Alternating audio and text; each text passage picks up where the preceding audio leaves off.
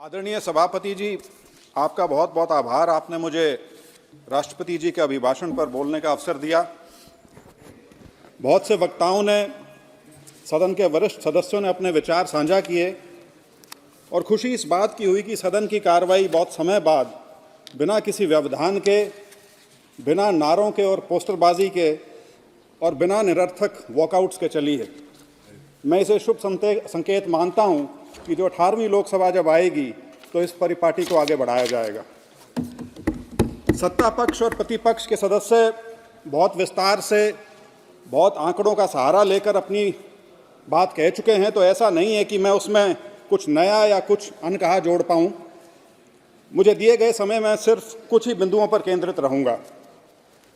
सभापति महोदय, सदन के दूसरी ओर से मेरे कई वरिष्ठ साथियों ने एक बात पर बहुत जोर दिया, that this government is high on symbolism and low on substance. इसका यदि साधारण हिंदी अनुवाद करूं तो कुछ इस तरह से है कि इस सरकार में प्रतीकात्मकता की अधिकता है और सार या तत्व की कमी है। और उन्होंने विशेष तौर पर इस संदर्भ में आज़ादी के अमृत महोत्सव के उपलक्ष्य में मेरी माटी मेरा देश, पंच प्राण, अमृत वाटिकाओं इत्यादि का वर्णन किया। मैं इनकी बात से सहमत हूं। मैं सहमत हूं कि ये सब अत्यंत प्रतीकात्मक चीज़ें हैं और मैं इसको और आगे बढ़ाना चाहूँगा। कुछ और प्रतीकात्मक कृत्य आपके ध्यान में लाना चाहूँगा। सभापति महोदय, पहला, statue of unity, Sardar Patel की 600 फुट ऊंची भव्य प्रतिमा, लेकिन किस चीज़ का प्रतीक है? यह प्रतीक है इस विराट देश की अखंडता का, उस भारतीय गणतंत्र का जिसमें सामंतियों का, राजे रजवाड़ों का, जात पात और धर्म के ठेकेदारों का, विभाजनकारी और फिरका परस्त शक्तियों का कोई स्थान नहीं है। और इसी राष्ट्रीय अखंडता का अंतिम अध्याय लिखने का, जिसमें जम्मू कश्मीर से अंततः धारा 35A और 370 को निरस्त कर सही मायने में भारत को संगठित करने का।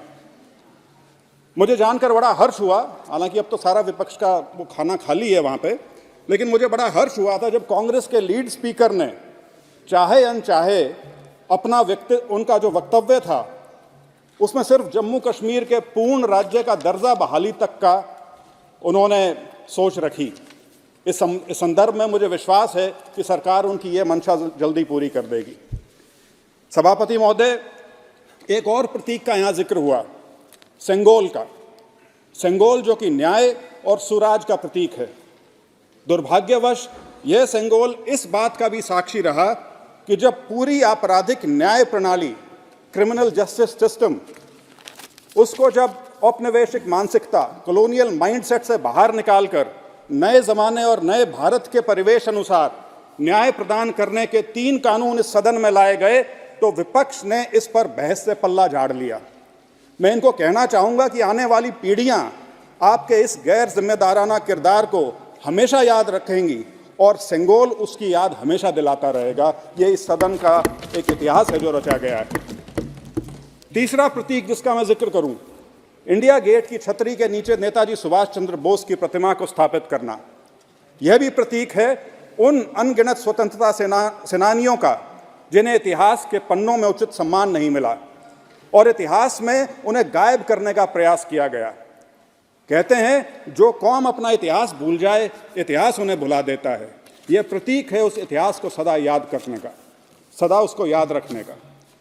इसी प्रकार 26 जनवरी की परेड में महिलाओं की भागीदारी को प्राथमिकता देना, यह भी प्रतीकात्मक है। प्रतीक उस नारी शक्ति का जिसका सही मायने में उदय होना अब शुरू हुआ है। सेना में महिलाओं को शामिल करना हो या संसद और राज्य की विधानसभाओं में 1/3 स्थान देने वाला कानून हो, ये सब मोदी जी की सरकार में ही संभव हुआ है। इसी संदर्भ में जिक्र किया गया महिलाओं के विरुद्ध अपराध और हिंसा, उस पर अंकुश लगे, उस पर कड़ी से कड़ी कार्रवाई हो, इसके हम सब पक्षधर हैं और हम सब प्रयासरत हैं। लेकिन मेरा अपने प्रतिपक्ष के सदस्यों से ये अनुरोध रहेगा कि आंकड़ों की आड़ में छिपकर दलगत राजनीति के आधार पर इन अपराधों की गिनती गिनाना ना तो तर्कसंगत है और ना ही शोभनीय है। इससे बचा जाए तो सबके लिए बेहतर है। चंद्रयान 3 का चांद पर पहुंचना भी प्रतीकात्मक है।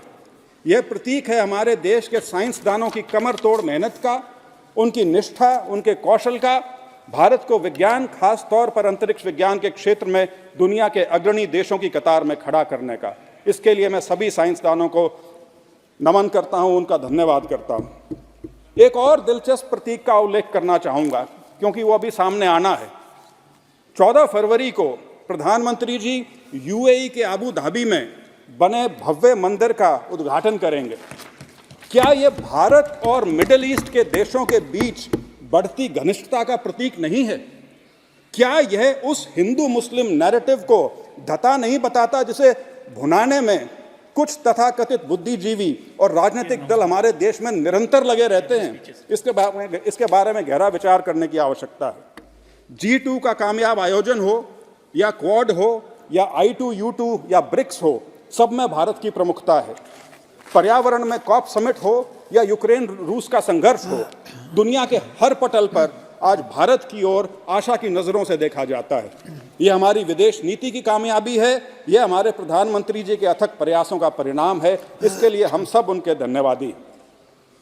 अध्यक्ष, सभापति महोदय, एक दो बातें विपक्ष के साथियों ने कही जो मुझे बड़ी अटपटी सी लगी, हास्यास्पद भी थी।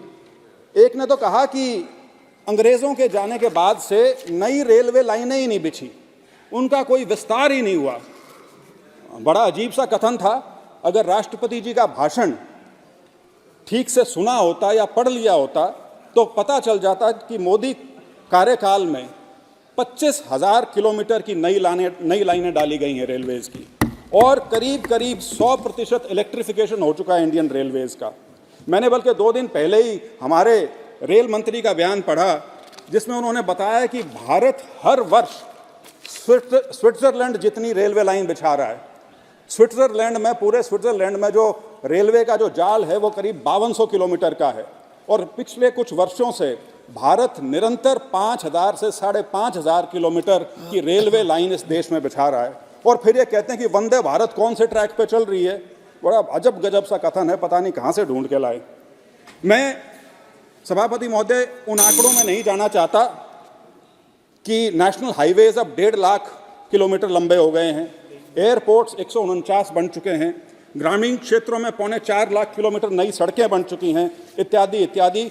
आप सब इसका रोजाना उपयोग कर रहे हैं और प्रत्यक्ष किसी प्रमाण की आवश्यकता नहीं होती। सभापति महोदय, करीब 31 करोड़ आयुष्मान कार्ड देश में बन चुके हैं। मैं इसका उल्लेख इसलिए कर रहा हूं क्योंकि एक वरिष्ठ सदस्य ने कहा था कि उनके क्षेत्र में जब वो जाते हैं तो कुछ लोग जो इस सुविधा से वंचित हैं, उनका एक दुखड़ा वो रो रहे थे यहाँ पे। मैं उनको बताना चाहूँगा कि 80,000 करोड़ रुपए का लाभ करीब 6.25 करोड़ लोग आयुष्मान कार्ड के माध्यम से हासिल कर चुके हैं।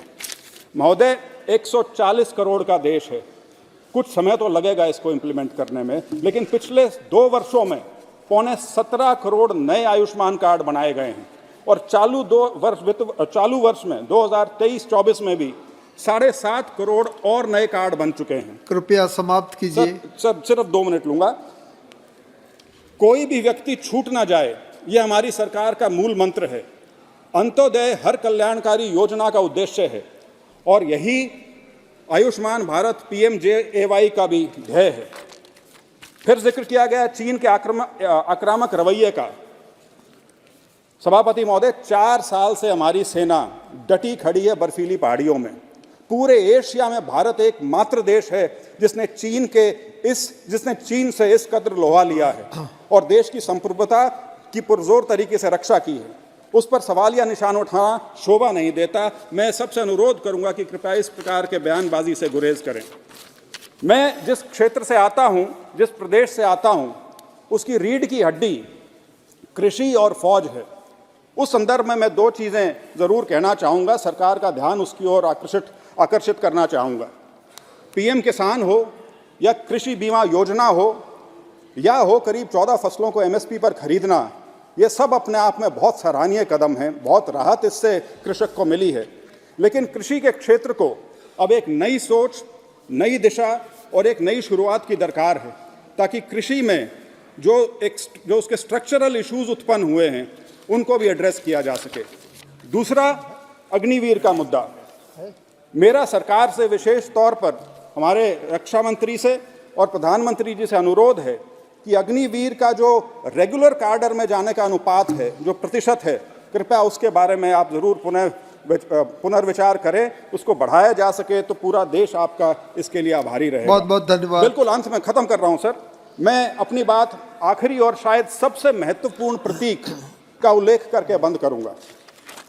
अयोध्या में राम मंदिर का निर्माण और 22 जनवरी को उसका प्राण प्रतिष्ठा, यह प्रतीक है उन करोड़ों लोगों की आस्था और विश्वास का, सदियों से इतिहास के अंधकार में सिसकियां ले रही जनमानस की उस उम्मीद का, भारत के उस जीर्णोद्धार का जिसकी कल्पना पीढ़ी दर पीढ़ी हमारे पूर्वजों ने की, उस आत्मसम्मान और उस आत्मविश्वास का जिसने हजारों वर्ष से अपनी संस्कृति और सभ्यता को संजोए रखा। इसे कोई सदस्य अन्यथा ना ले। राम सभी के हैं, राम सब में है। आप सबको मेरी राम राम, जय हिंद।